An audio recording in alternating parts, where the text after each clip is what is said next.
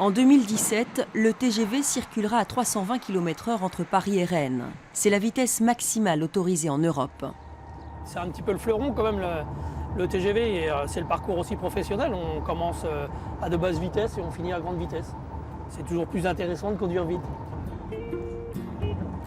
L'arrivée de cette ligne à grande vitesse suscite d'énormes espoirs en Bretagne. Sont-ils vraiment fondés? Existe-t-il un effet LGV? Qui va en profiter?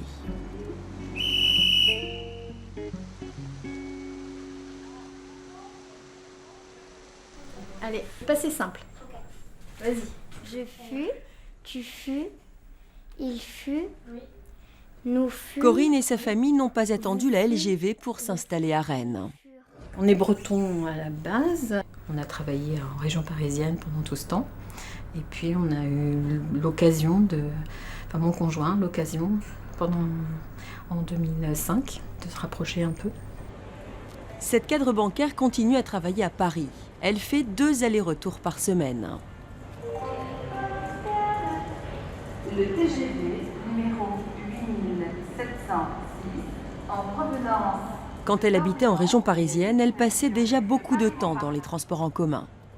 J'ai connu 10 heures de trajet par semaine, mais fragmenté. Donc courir après un bus, pour attraper le train de banlieue, pour attraper le métro avec changement. Et donc 1h30 fragmentée, je crois que je préfère 2 heures à la même place, sans me battre pour avoir une place. Voilà. Rennes, 10h05, Paris, 12h40.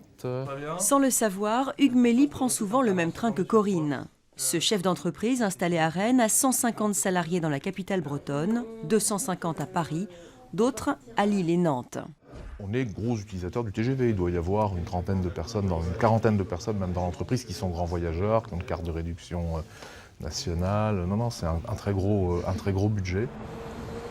Pour Hugues Mély et ses cadres spécialisés dans le numérique, le TGV, c'est un deuxième bureau.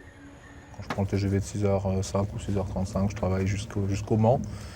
Puis après, sur la partie grande vitesse, je me lève et je vais au bar prendre un café en espérant toujours croiser un confrère, un ami chef d'entreprise, un élu. Et puis c'est aussi l'occasion de discuter de choses et d'autres, de l'entreprise, d'avoir des discussions plus informelles que celles qu'on peut avoir au bureau. Avec la LGV, ces voyageurs rennais vont donc gagner encore en temps et en confort.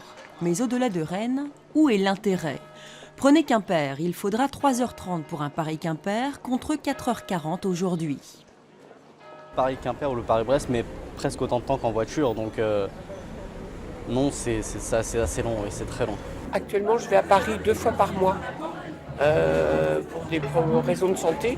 C'est pas du tout pratique, donc on prend la voiture. C'est beaucoup de frais, on est obligé de partir la veille. C'est vrai que rajouter des lignes, tout ça, ça revient cher, quoi. Alors est-ce que ça vaut la peine? Je ne sais pas. À l'origine, l'objectif de la ligne à grande vitesse était d'en faire profiter toute la Bretagne. Mais faute de moyens, c'est la portion Paris-Rennes qui a été privilégiée. Le risque n'est-il pas d'accentuer la fracture et d'isoler la partie occidentale de la Bretagne? Il y a plusieurs années, la région nous avait annoncé une LGV ou du moins un train à grande vitesse à moins de 3 heures pour faire Brest-Paris ou Quimper-Paris à l'horizon 2009-2010 à une époque. Après, c'était 2016-2017, puis maintenant on est à 2020-2030. Il est clair qu'à aujourd'hui, la LGV ne parle pas à la pointe finistérienne. Aux faïenceries en Ruau à Quimper, c'est le patron qui fait les allers-retours, mais en voiture. Pour pallier le problème des distances, Jean-Pierre Le Goff a développé la visioconférence. Efficace pour des réunions entre cadres, mais pas pour démarcher de nouveaux clients. On ne coupera pas les liaisons physiques. La vidéoconférence n'a jamais remplacé le déplacement à New York ou le déplacement sur Paris. Mais il ne faut pas en faire non plus de ce déplacement un point focal.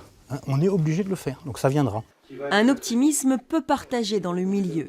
Les patrons finistériens pensent que l'axe Rennes-Nantes sera le seul gagnant de la LGV.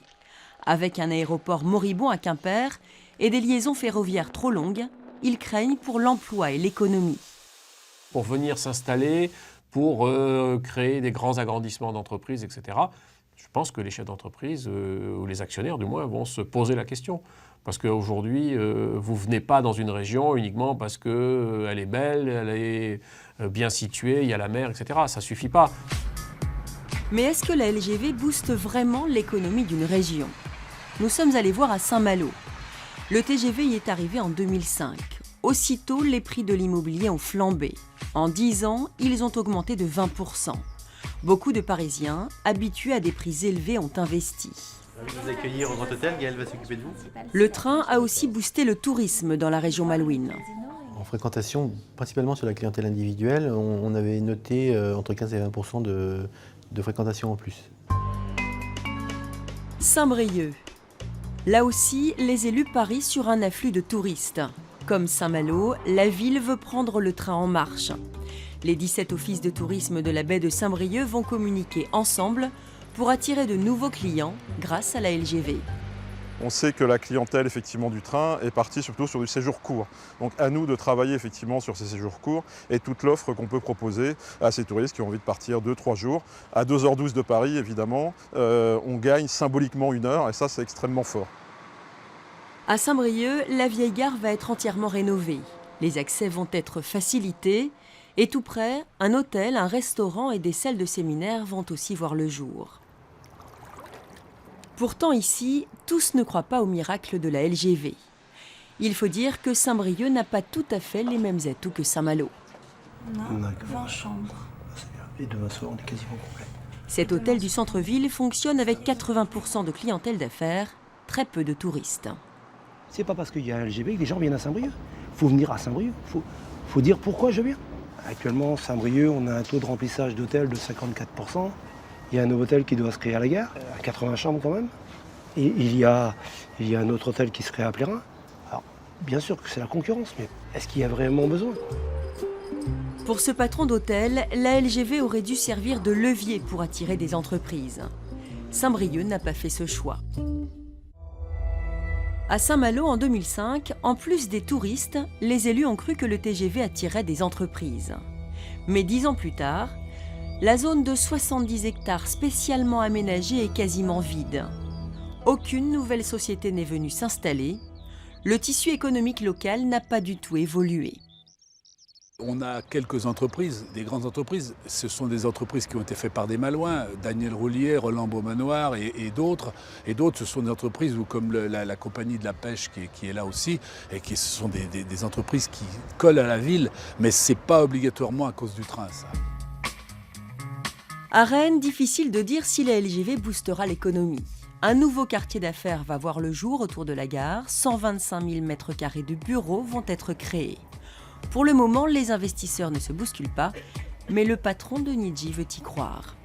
J'espère globalement que de grandes entreprises nationales, multinationales, qui sont aujourd'hui exclusivement implantées à Paris, viendront à Rennes et constitueront des potentiels de développement numérique nouveaux, qui serviront à quelque part notre développement, quoi. En attendant, est-ce un signe? Les transactions vont bon train dans le quartier de la gare. Plusieurs restaurants ont été vendus ces derniers mois à un seul homme, Pierre Ruello, le fils du président du Stade Rennais. Il mise sur une bonne rentabilité de ses établissements avec l'arrivée de la LGV. Côté immobilier, le quartier est déjà très prisé. Il est donc trop tôt pour dire si les prix vont radicalement augmenter. L'arrivée de la LGV va forcément faire évoluer certains quartiers rennais, notamment les quartiers proches gare, mais aussi des quartiers moins proches de la gare où il y a des belles maisons, puisqu'en général on touche des catégories sociales professionnelles qui ont la possibilité de travailler à Paris et de vivre en province. On est souvent sur des professions libérales spécialisées ou des CSP+, cadres et des gens qui ont du pouvoir d'achat. Donc ça va être bien pour le commerce, ça va être bien pour l'immobilier, c'est sûr, ça va être bien pour plein de choses. S'il y a un effet LGV en Bretagne, chacun s'accorde à dire que c'est Rennes qui en bénéficiera en premier.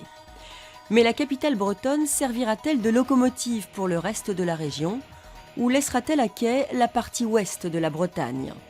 C'est là tout l'enjeu de l'aménagement du territoire dans les années à venir.